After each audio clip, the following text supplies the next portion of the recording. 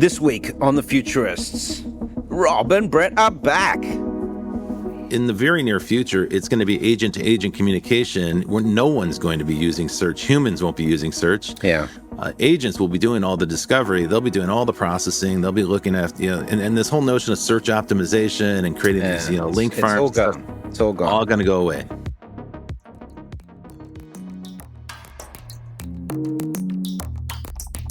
Hey, everybody. Welcome back to The Futurist. I'm Rob Tursig with my buddy, co-host, Brett King. Brett, hi. Great to connect with you again. Man. Yeah, it's been... Trotter.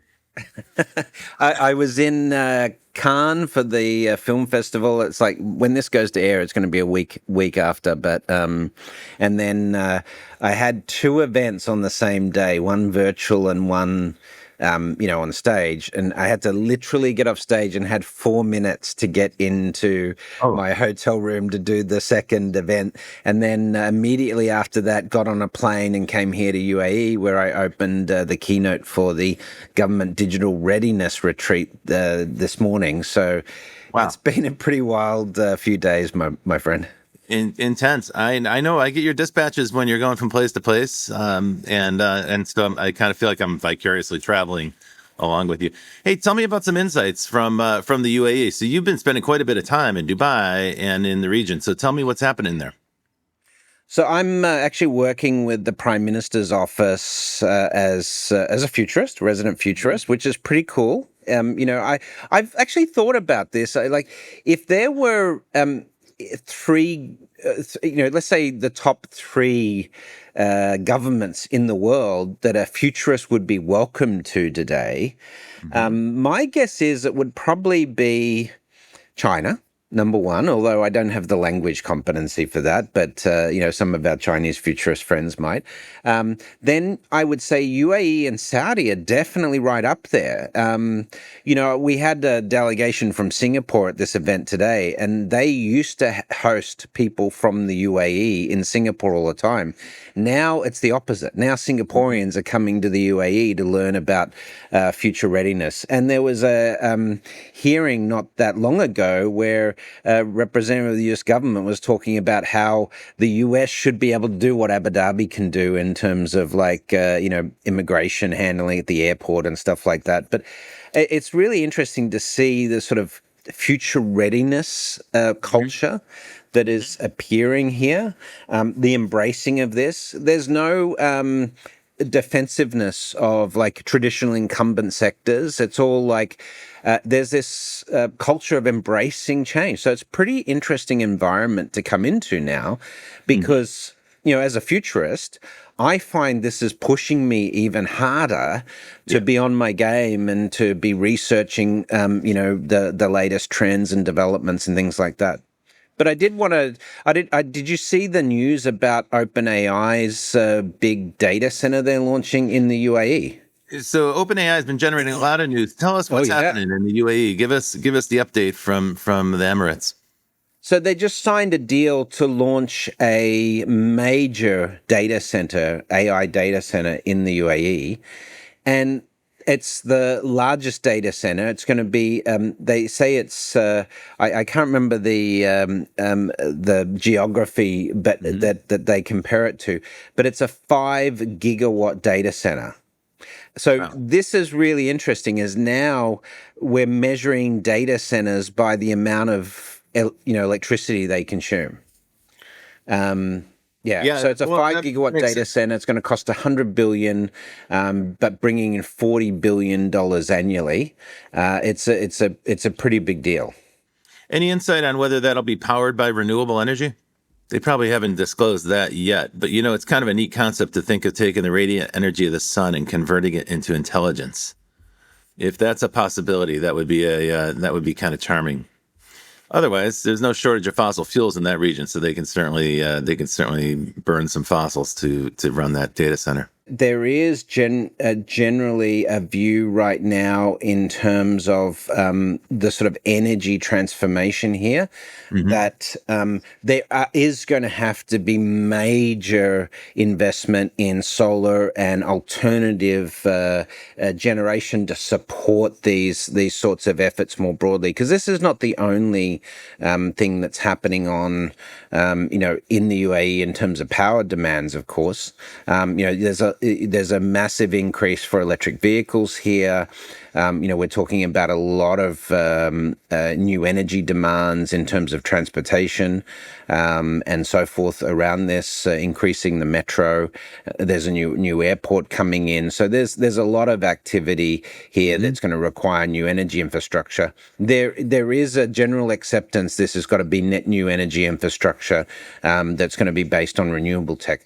There's no major next gen nuclear here that for baseload that I've seen as yet, but of course they are involved in investing in some sort of fusion projects, so that could come into that. And they are invested also in the Chinese efforts for the SMRs, the small nuclear reactors, and the thorium stuff that's going on there, the molten salt thorium reactors. Two interesting things you brought up there. The first one is in a way, these countries in the Middle East, Saudi Arabia and the UAE, but actually all the countries in that region, are kind of neutral. They work with the West, they work with China. They're open. They seem to be open to anyone, and of course, they're propelled. They have a mission, right? They're on a mission because they know that fossil fuel is going to come to an end at some point, and they have to migrate their entire economy to something else. They can't be entirely dependent on fossil fuel. The other thing that is worth mentioning here, I think, the thing I noticed when I was visiting Dubai and Jordan and Oman in the last year is these are countries that are not afraid to make a 50-year investment. They're really future focused in the sense that they'll place a bet on infrastructure that is for 50 years in the future. And the evidence of that is the existence of Dubai as a city. Dubai was a little fishing town. It was a village. Now it's this gigantic, thriving metropolis with a huge port. All those decisions were made in the 1970s and 80s. The investment came, they structured the economy, they created incentives and so forth, and attracted the investment. Do you think that's similar to what's happening now? Is that a good analogy for what they're doing with data centers? I think so, but I also think that you do have, if you are trying to do investment in AI, you have some very large, sovereign wealth funds in the region that are very, very interested in investing in this. So there's a lot of, foreign investment going into AI projects. You have generally, from a regulatory perspective, very friendly regulations towards this. Obviously, there is more work being done on alignment here, but this is, I guess, the benefit of the UAE in particular, even more so than Saudi, where they have been fairly politically neutral. Switzerland of the Gulf region, and they do have very good relationships with the Chinese. They have very good relationships with the Europeans. They have good relationships with the US, with India. They have a lot of Indian companies in here. They're not far from India. It's only a few hours from here. So when you look sort of geopolitically, they've got quite a good platform here for sort of geopolitical stability in terms of policy, and generally for investment both into the region and investment coming out from Abu Dhabi and the sovereign wealth funds into other regions, which of course creates stronger geopolitical relationships as well. To some extent, this reminds me of the old phrase from 10 years ago: "Data is the new oil." Here you have Yeah, the oil countries, the oil nations, and they're investing in data centers. So, like, here, yeah, it's a literal it's funny. manifestation of that slogan. How I would. critical do you think data centers are going to be as a value control point for AI? Is this viewed as, like, if you want to be in the AI game, you've got to have a massive Stargate style data center, or you can't even compete? Look, there is obviously with DeepSeek and other technologies some compression going on in terms of the models, which could, reduce the compute load for AI over time. But with the amount of AI that they're looking to deploy in the UAE. We're looking to deploy this for the purpose of government, for smart city resource management. So you're looking at transportation systems, sanitation, power management, water management, and so forth, supply chain, looking at the healthcare, reinventing the healthcare system, the digital twin model, which of course we've talked about a lot, plus general AI infrastructure. So I do think you need to start thinking about data centers as you would electricity generation or, water treatment plans. I think it's just core infrastructure for or sort of even this next phase. transportation. Even like Yeah. transportation and supply chain links. It's essentially it's a key part of the digital supply chain. Yeah, You absolutely. need a data center just like you need a gigantic port if you want to be in the game. Well, this is really interesting. I mean, we've talked about this Hmm. before, but UAE is implementing Chinese tech in the ports here for automation as well. And we know that China now has 80% of their ports, shipping ports, that is automated, fully automated. There are Yeah. ports in China that are completely 100% automated. And if you look at the Belt and Road Initiative over the last 10 years, what have they been building? They've been building ports in Africa and, in Southeast Asia and so forth. And those are obvious targets for this type of level of automation as well. So, Hmm. if you're talking about AI-based infrastructure, we often think about, what it takes to run these large LLMs, open AI data centers for semantic or generative AI. But from an industrial AI perspective, that's quite a different level of investment. You're really Okay. talking about large scale autonomy in the economy, which requires many disparate, technological advances and changes, but Yeah. it does still require its core a data center infrastructure as well. So the power demands for that are going to go up as well. So this, in a way, is a reinforcement of their current position. I think when people think about the Middle East and UAE, they sometimes miss the fact that one of the largest container ports in the world is in Dubai, and it's actually Yeah. one of the reasons why Dubai is so successful. The port, I think it's called Abu Jazel. It's managed by DP World, Dubai Ports International. And that's a major supply chain link to Africa as well. So if you're shipping goods, say, from Eastern Asia or China to Africa, you're most likely to pass through the port in Dubai. And what you're saying now is that the data requirements for automating that, you can imagine almost like, the container ports are switching packets the same way a network switch packets. The packets on a container are the containers, those 20-foot standard container units that are on the ships. Those get switched by AI just the same way a packet on a network might get switched. It's at least a reasonable metaphor. But Yeah. they're literally building out the data center. They were kind of literalizing that metaphor by merging the two things, a data center and a gigantic container port. This is an interesting notion only in the sense that in the United States, we're so far behind. Here in the United States, the folks who don't travel, who don't get a chance to go visit these places, and when they do travel, don't necessarily do it for business purposes, so they don't see this perspective that you see. What they might be missing is that our container ports here are still largely manual labor. Manually They operated. require Yeah. Yeah. tens of thousands of workers at the dock. And of course, right now they're all freaking out. Here at the Port of LA, Port of LA and Long Beach can manage about 30% of the goods coming into the United States, and most of the goods coming from Asia. And those two ports are nearly idle at this point because of these silly tariffs that have been imposed. So we've got layoffs and tens of thousands of workers whose jobs are in jeopardy at our ports. Meanwhile, the Chinese have been focused on automating the ports, something that has been on the drawing board for more than 10 years. But during the pandemic, they really took the lead in doing this. They had Yeah. to. They had no choice because they had to keep goods flowing. So they automated their ports. Here, in the U.S., our unions are fighting that, and they've made it very difficult for ports to automate, even partially. And we're nowhere near a fully automated port system. And so, Brett, do Americans need to be concerned? Like, should we feel like we're falling behind in the AI Oh, race, yeah. the automation race, and the global supply chain race? Do you think that these are places where Americans are falling behind? So 12 trillion US dollars worth of goods go through the Jebel Ali port, as you said. That's 1.83 billion metric tons every year. And over the next 5 years, they predict that they'll get to 80% automation in that port. So that's the reality of what's happening in on the ground in the UAE. But as you've rightly pointed out, and as we've talked about before, the dock workers strike that occurred, that tail end of the Biden administration, one of the key, concessions that were made for the dock workers was an agreement to not automate the ports for another 20 years. How is it possible for the US to compete with China on the Belt and Road with infrastructure without that level of automation in that core infrastructure?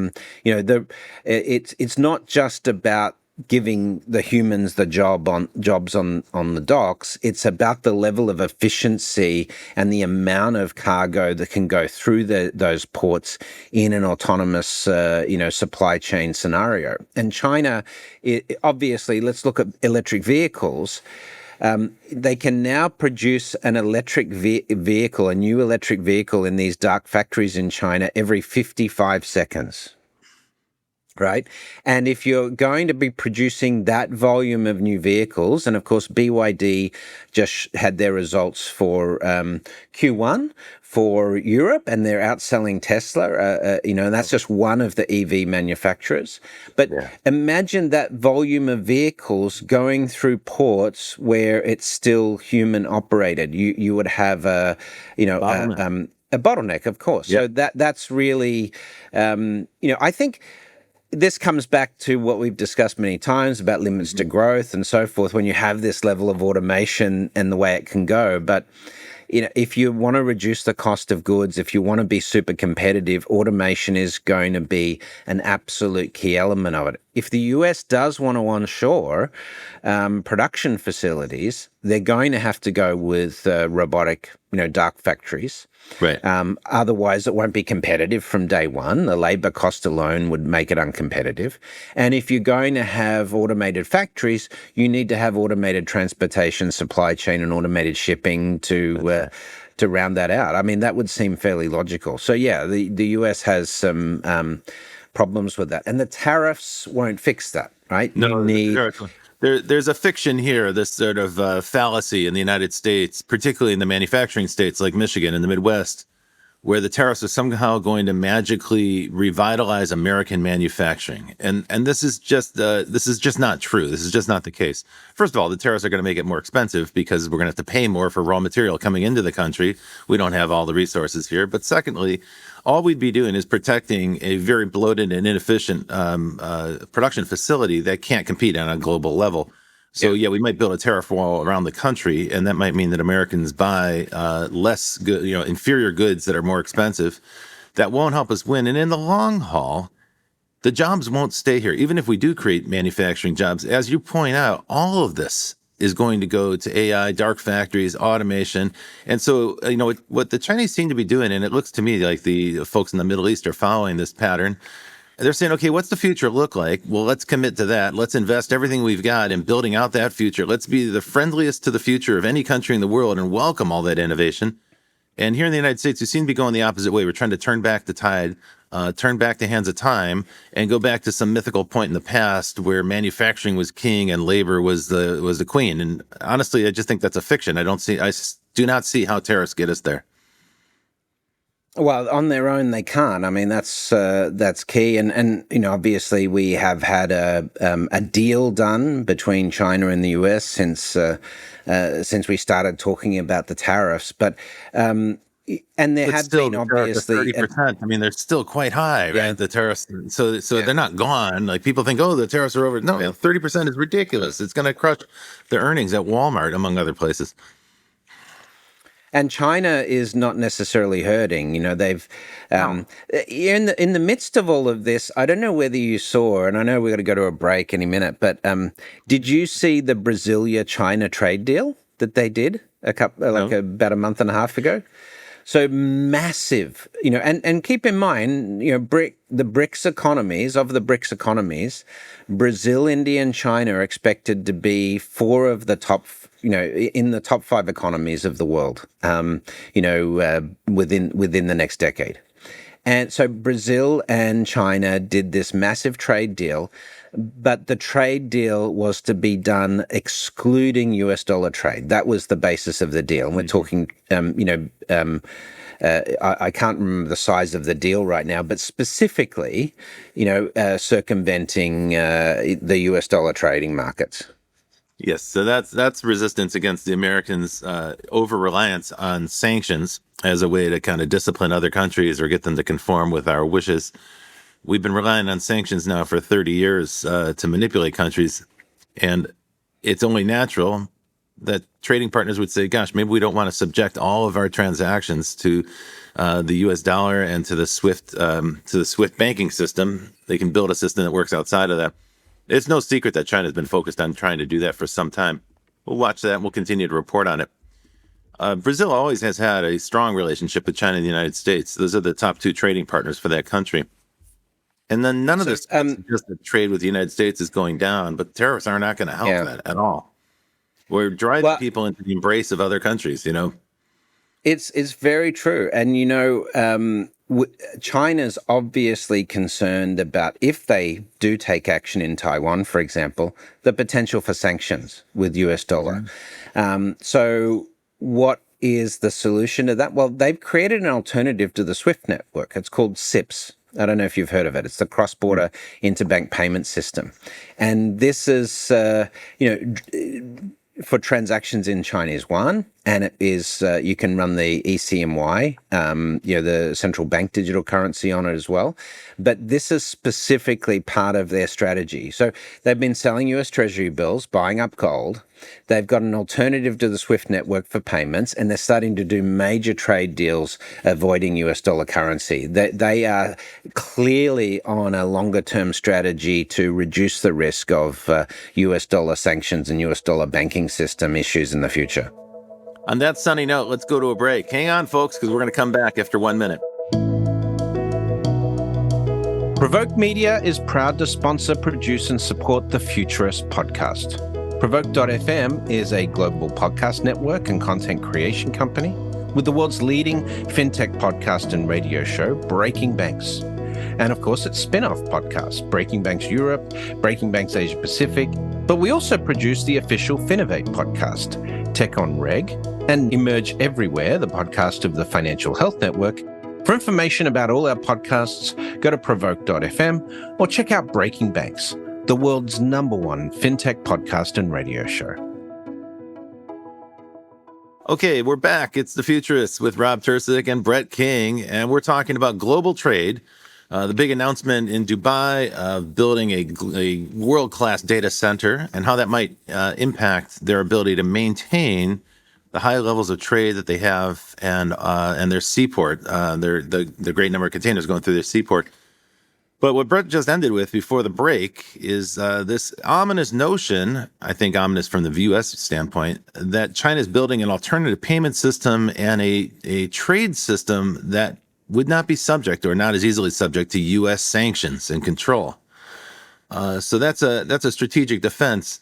Sometimes I wonder, Brett, if the United States thinks in 20-year terms the way the Chinese tend to, whether we have a vision for 25 years out. Often we ask our guests on the show, what's your vision for 25 years? And you've seen half the people have a vision, half of them don't, right? And I think countries are like that as well. Some countries have a 25-year vision. Clearly, Saudi Arabia, clearly the UAE have a vision. They know what they need to get done. They have to, transition off of oil. They want to be leaders in the information space. They're working hard to get there. They're making the investments. When you look at the United States, though, it's a little bit tricky for me to say exactly what the United States plan for 25 years out is, if there is one. And the same could be said for some European countries as well. I mean, is it possible to do that in the U.S. political environment? Because if you do start a 20-year plan, then what could happen is the next administration comes along and puts a bullet in it, right? So, that's particularly now when it's hyper-polarized. That's part of the problem, right? Yep. On the other hand, like, yeah, let me offer a counterpoint here. So right Sure. now, the U.S. is considering the Genius Act, which would make stablecoins a regulated digital currency. And on the face of it, actually, it seems to make sense. Our previous administrations have banned crypto; they criminalized many of the activities and driven them offshore. And they had lawsuits against many crypto companies, our Securities and Exchange Commission. And we were treating cryptos like any other security, so they were relatively heavily taxed. And as a result, there was very little innovation happening onshore in the United States. It was happening elsewhere. The goal with the Genius Act is to re-onshore that and to do it specifically with regard to stablecoins. And of course, the stablecoins would have to be pegged to something, and the U.S. regulations would require it to be pegged to American assets, treasury bills or dollar assets. And so there's, a net effort here, I think, to establish the U.S. dollar as a kind of I think reserve. that's great. Well, I it's mean, a I think smart that offensive strategy, right? it's the only move if US is not going to do a central bank digital currency, which has sort of That's become exactly what I was thinking as politically well. It's like, untenable, right? if the U.S. isn't going to launch a digital dollar, then why not make this a haven for stablecoins and regulate them and make the dollar the default payment, the default security payment? I think it's an interesting notion. I don't know. We'll see how that fares. There's some resistance to it, but it looks like that bill is gathering steam in Congress right now. I know it's been debated lively in a lively way in Senate. And in a way, that might be the free market alternative to a central bank, the highly centralized approach that the Chinese have had. Sure. That would be a good contrast, I think, for the U.S. to do that. So we'll see. It freaks out some people because crypto's association with, frankly, the dark economy and the huge number of scams and scandals has cast a kind of a pall of incredulity over the whole space. But that doesn't. If you focus on the scandals and the scams, you may not see the potential. And my thinking is that you're going to start to see automation require. We're going to require stable coins for machine to machine. Yeah, you can't run these smart contracts on fiat currency. You can't run these smart contracts on core banking systems, right? It's why players like Stripe look so good right now. I don't know whether you saw the news last week, but was it last week or the week before? Stripe announced a stable coin current account, right, in 100 countries overnight. Oh wow! And they have a really cool smart contracting marketplace that they built. So,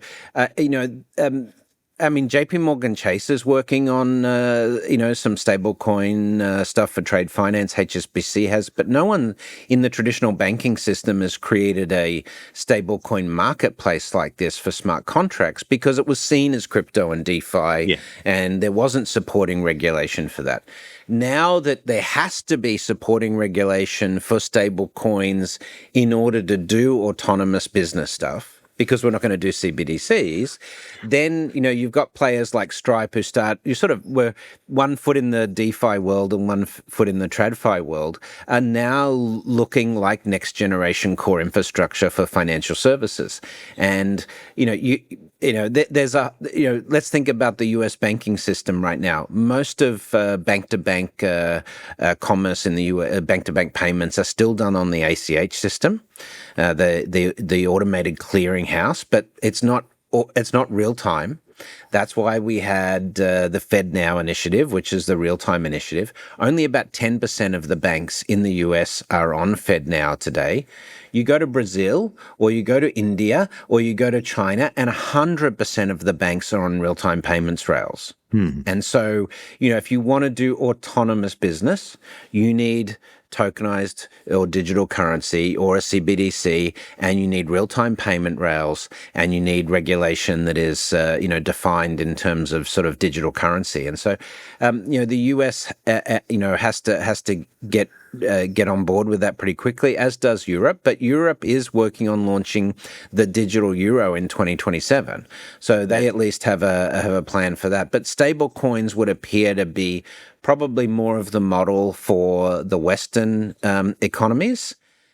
The only issue with that is we may see that CBDCs are, better sort of structured in terms of cross-border trade because they can be configured to work with trade agreements, whereas stable coins are going to be like the US dollar, sort of an accepted currency that's independent of that, but it won't have as much configurability or programmability. But that's just in terms of sort of the way we structure the instruction set and things like that.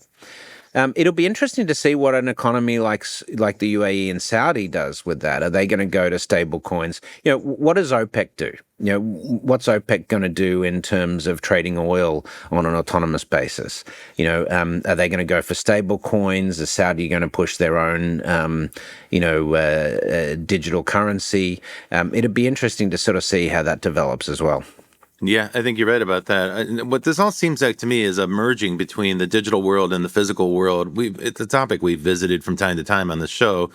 But in any case, it seems like it's converging and happening faster. The key takeaway for me from this conversation is Americans need to travel more. We need to get out more and see how other countries are doing it. Yeah, there was a time where if you wanted to see the future, you came to the U.S., but that time was in the 1990s. I haven't felt that way for a long time. Even when mobile first started to take off, at the time I was working at Sony, and I would go to Japan pretty frequently, and I'd be like, wow, this is like a trip to the future. You could see the mobile internet taking shape month by month in Japan in the late 1990s when it wasn't even a thing in the Western world. It wasn't even on the radar, really. It was coming, but it hadn't dawned yet. Since that time, what I've seen is a kind of decoupling where the United States doubles down on the past.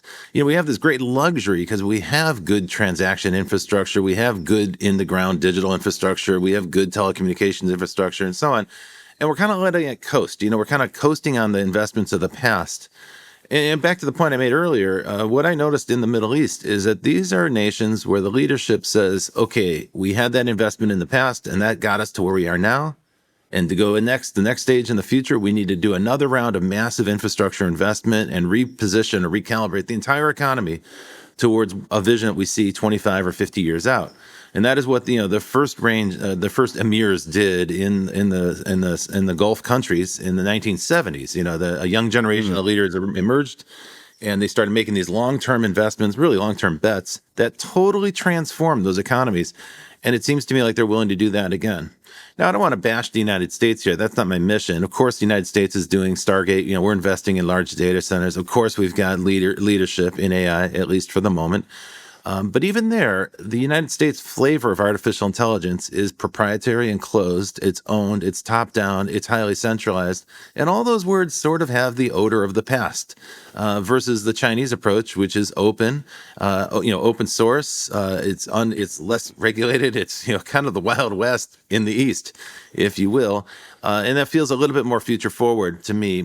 I can imagine a time where a company like OpenAI or maybe a company like Runway ML, I think there's going to be a time where they get squished, they get sandwiched between these gigantic technology companies, Microsoft and Google, and then the open source, which is increasing in capability, and they're going to get squished in the middle. And now, OpenAI just did another announcement yesterday of a huge acquisition of a non-existing company. I found this very interesting. 6.5 billion, right? 6.5 billion for Jony Ive's startup company IO. And this is a company he started with Sam Altman, the CEO of OpenAI. So this has been a relationship since the inception of that company. The question is, the company hasn't produced anything yet. They have prototypes, and they just got acquired for 6.5 billion. And they didn't even get Jony Ive full time for that. He'll be working there, but he also keeps his design studio. And so it's kind of confusing to me to understand what exactly OpenAI got for 6.5 billion.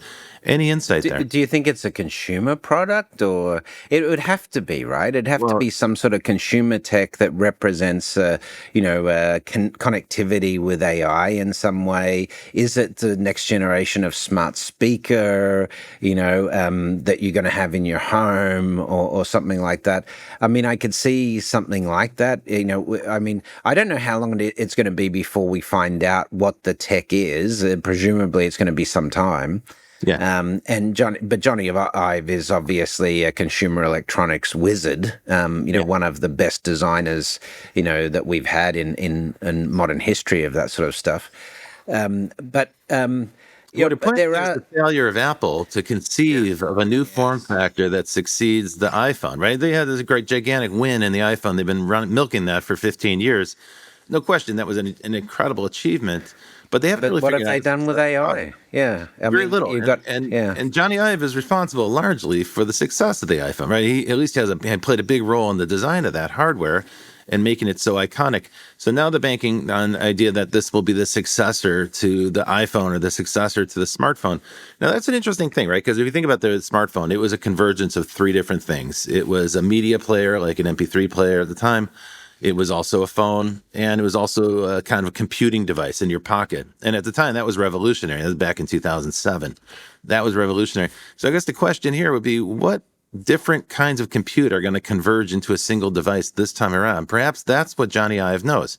Maybe he's got insight into what computing trends are going to be able to be done on a single device in a converged format. I'll be curious to see. The big question for me is, what kind of screen will this thing have? We now spend So about nine yeah, I hours a mean, day looking at in screens. in terms of the timing, they are set to launch a device in 2026, Mm. and I've said the AI hardware. Um, like he was critical of the Humane Pin and the Oh Rabbit my God, yeah. R1 as very poor products, which of course they flopped. But he is saying that it is going to be a totally new kind of thing that is. It's not necessarily going to replace the smartphone or the laptop, but it is seen as a new type of technology to insert to your daily routine, I guess, right? Yeah, the great thing that the phone gave us, the smartphone gave us mobility, right? So that unlocked the ability to have your computer with you everywhere. No matter where you are, whatever circumstance you're in, there's an app for it. I'm wondering what new thing will this device enable? And it's obviously going to be about networked intelligence of some Yeah. sort and having the answers ready. Now, along with this, Brett, there's another development that came out this week with Google. Google made a series of announcements, very impressive suite of products yesterday, the new version of VO Oh 3. yeah, it was amazing. I watched some Amazing, of it, right? like the real-time translation and That's it. the smart glasses, the Android XR tech. I mean, we've been seeing some progress with Meta on the smart glasses with the Ray-Ban and stuff, but Mhm. Android XR and what Samsung is doing is looking pretty impressive. That's it. I don't think what IO's doing is smart glasses. The reason being is that if you read the quote from Sam Altman, this is what Sam said. Johnny recently gave me one of his prototypes of the device for the first time to take home, and I've been able to live with it. And I think it's the coolest piece of technology the world will have ever seen. So it Wow. sounds to me like something designed for being in the home. Wow. Fascinating. Now, the part of the news from Google that was quite interesting, in my view, apart from the video models that were amazing eye candy, Oh yeah. is that they have started to transform search. So Google has they've erected this incredible business for the last 25 years on search plus advertising. And of course, they're under assault from every angle, every conceivable angle, antitrust cases in just about every region in the world, trying to break apart that combination. But this is the largest category of computing in the world, and it's a $250 billion business. So this is a gigantic business. And what Google showed yesterday is a new kind of search, basically their successor to the Google search page, which Which does they away had with to all the blue do. links. Right. They had no choice. Because You're right. chat and other AI, Claude Perplexity, they're it all is fizzling away, right? is killing Google search. I saw It's true. some Ten numbers the percent of other people day don't that use search now; they use AI, exactly right? And that number's yeah. growing every month. So Google had to do this, but immediately, just yesterday, Google was sued. So of course, the past rears its ugly head. The News Media Alliance filed a lawsuit saying that Google takes content without permission and is reformatting it into this new AI search result product. I mean, it's actually quite true. Like that's an accurate assessment. So we're going to find out what happens, but this is not unusual when a company innovates. Now, some voice from the past is going to come in and say, "Hang on a second." But I mean, if you tie this in with the agentic stuff, even just what Mastercard, Visa, and PayPal announced a few weeks ago with Agent Pay with Mastercard and so forth, we are looking at a new era of sort of active shopping and commerce based on AI. So Yes. you want to search for something and you go, oh, that's cool, buy that. That's all you'll need to do, right? Like this is sort of the next level of one click that Amazon developed. Is now you won't even have to go to the site and You look at, won't. oh, that's what I want. Just Yeah. execute on that for me, AI. Your agent will bring you things, Yeah, and in a way, you're already getting that from be a flight. Amazon. Yeah, I get an email every day from Amazon saying we found some things that you might like, and that's a very primitive version of what you're describing. But basically, there's an active intelligence on the network that's doing all the searching and processing, and it's just bringing you results, and those results will get better and better over time. Now, who controls that agent is a great question because that's clearly going to be a value control point. Is it working for you, or is it something that you hire, or is it somebody else's platform? Is it the Amazon agent that you have? Is it the Google agent that you have? Or is it Brett King's agent? And the second thing is that this is going to reconfigure the web completely. Our guest, a frequent guest on our show, is Shelley Palmer, and he wrote a piece this morning. He said that this battle between OpenAI, between Google and the News Media Alliance, it's really a battle about the past. It's about how we used to find information. And he said what it misses is the point is that in the very near future, it's going to be agent to agent communication where no one's going to be using search. Humans won't be using search. yeah. Agents will be doing all the discovery. They'll be doing all the processing. They'll be looking at, and this whole notion of search optimization and creating these, link It's farms all and stuff, gone. It's all gone. all going to go away. And how do you market to an agent? Right? Yeah. Like we had this conversation on the show a couple of weeks ago with Dave Birch when we were talking about agentic payments. It's like, how do you convince an agent to use your credit card? Credit card reward points and airline miles won't cut it anymore. It's No, like, so a lot of the traditional marketing structures that we've built, advertising structures we've built, they're all about to be pretty much obliterated by this sort of agentic space. And it could happen very quickly, much quicker than Google search sort of changed our habits and behavior. I mean, this agreed. could happen within the space of a couple of years. And you can see it happening already. Like certain companies have committed this year to be fully AI centric, and they're trying to reorganize their business with AI at the core. I'm working on such a venture myself right now. But in other parts of the economy, it hasn't really hit yet. And actually, still to this day, about half of Americans don't know what ChatGPT is. They haven't used it. So while there's a growing number of people who do use it, there's also a very large, significant group of people who are late to the party. And so I guess the point there is just like we've talked about in the first half of the show, where innovation happens in different parts of the world, it also happens in different parts of the economy, and it might be invisible to people who it hasn't hit yet. For sure. They're in for a real surprise. There are two types of people in the world. You heard me say this before, right? Those who are using AI to enhance their career or enhance their business, to give themselves an advantage. That's the first class of people. And the second, and those are going to be replaced by the first. At least that's what it looks like right now, because there's going to be so many advantages to integrating AI into your daily life and your career and your business that it is sort of like that inflection point where the internet came along and created e-commerce.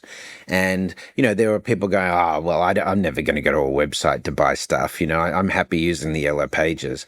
And it's that same sort of pattern of behavior all over again. But because AI has that exponential improvement, right? 10x every 2 years right now in terms of, improvement in, cognition and compression, the ability of that to really accelerate exponentially from a commercial aspect is insane. And that's why, these companies are putting trillions of dollars into this architecture. They see it as a winner-take-all race, and they know whoever emerges as the leading provider is going to be in a dominant position because of network effects. At least that's the prevailing theory on the West Coast. We shall see. I mean, there's a powerful alternative to this in open source. And we may find that there'll be ways for people to integrate AI into their sites. There's just an open source project released by Microsoft this week that would enable anyone to integrate a small model into their website. I think what we're taking away from this part of the conversation is that anyone who's listening, anyone who's offering any kind of service or product on the web right now needs to be thinking about Agentic-AI and making your site optimized for AI interaction and discovery, because it might not be people coming to your site in the future. There may not be in the future. It might be your agent interacting with other agents. Even today, when I was talking with the UAE folks from the government, I was saying, do you have an identity infrastructure for machines? do you have a KYA approach, right? Know your agent, know your machine. Because that's the next thing, is how do we ensure that these agents are operating within legal and regulatory infrastructure? And this is where it gets really interesting. When you can operate these agents in the cloud from anywhere in the world, how do you regulate this stuff in the United States when you've got Chinese agents operating on open source software that's in the cloud, which isn't housed in the US, but is targeting US consumers? I don't know how you can regulate this individually. And our Congress is trying to figure that out right now. They're trying to draft new legislation to control the dissemination of AI technologies, particularly to gate China.